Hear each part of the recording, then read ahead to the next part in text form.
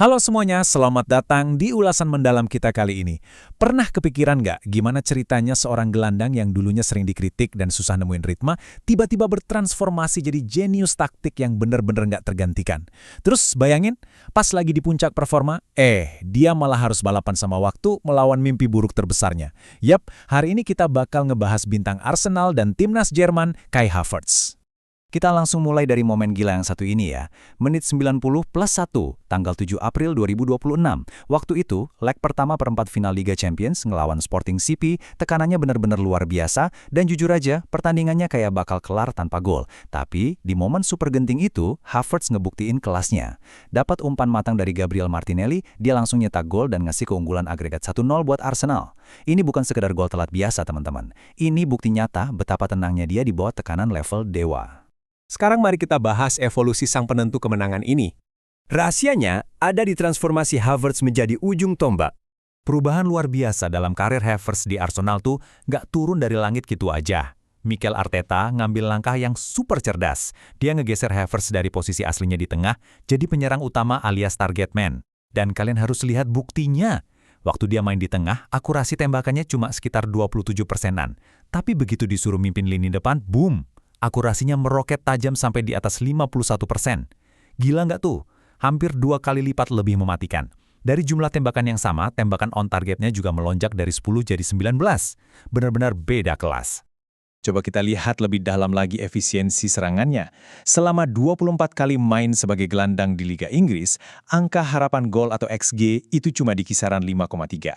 Tapi coba tebak, pas dia jadi striker, cuma dalam 14 pertandingan, XG-nya naik jadi 7,4. Dan yang paling fantastis, dia nyetak 9 gol dan 8 assist. 17 kontribusi gol cuma dalam 14 laga. Ini sih statistik yang benar-benar elit. Tapi, ya proses ini nggak gampang dan pastinya nggak instan. Kayak yang dibilang Mikel Arteta sendiri, pemain tuh butuh waktu buat adaptasi.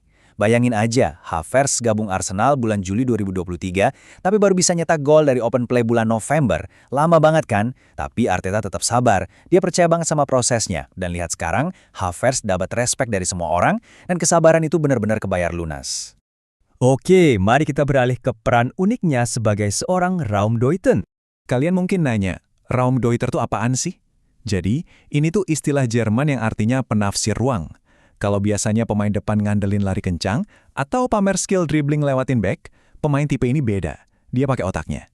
Dia punya kesadaran spasial tingkat tinggi buat nemuin ruang-ruang kosong yang mematikan di antara pertahanan lawan. Dulu peran ini identik banget sama Thomas Muller, tapi sekarang Havertz udah memodernisasi peran ini buat gaya mainnya Arsenal. Terus kenapa Havertz bisa jago banget di peran ini?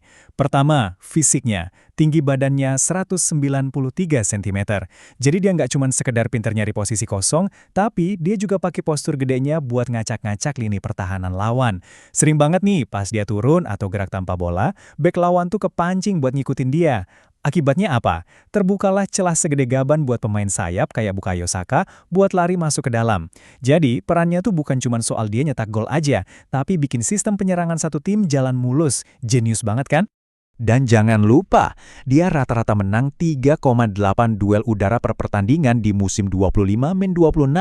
Sebagai Advanced 8 atau False 9, Havertz jelas bukan cuma penafsir ruang yang pasif nunggu bola. Dia itu ancaman fisik nyata di udara yang bisa menangin perebutan bola pertama buat memulai serangan. Mari kita flashback sedikit ke perjalanan karir si anak ajaib ini.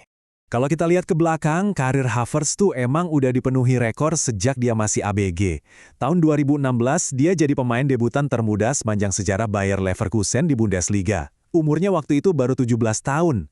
Terus lompat ke 2021, dia nyetak gol tunggal kemenangan buat Chelsea di final Liga Champions. Dan akhirnya di tahun 2023, kepindahannya ke Arsenal senilai 65 juta pound sterling makin negasin kalau dia emang dilahirkan buat main di klub elit.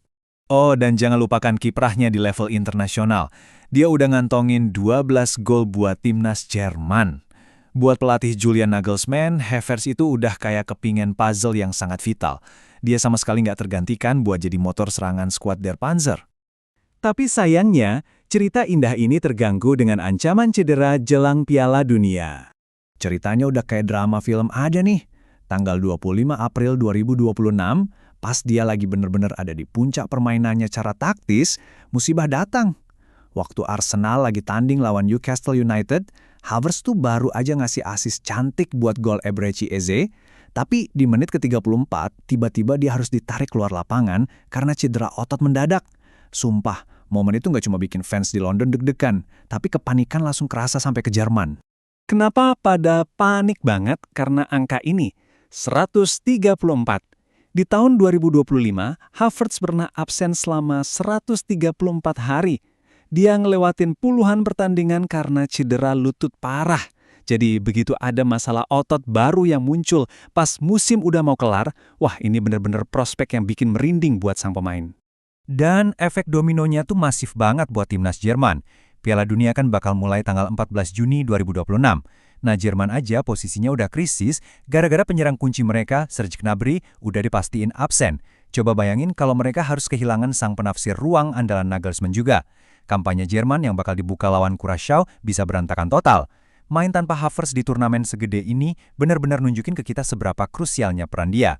Jadi, kita sampai di satu pertanyaan besar yang sekarang lagi muter-muter di kepala semua pecinta bola.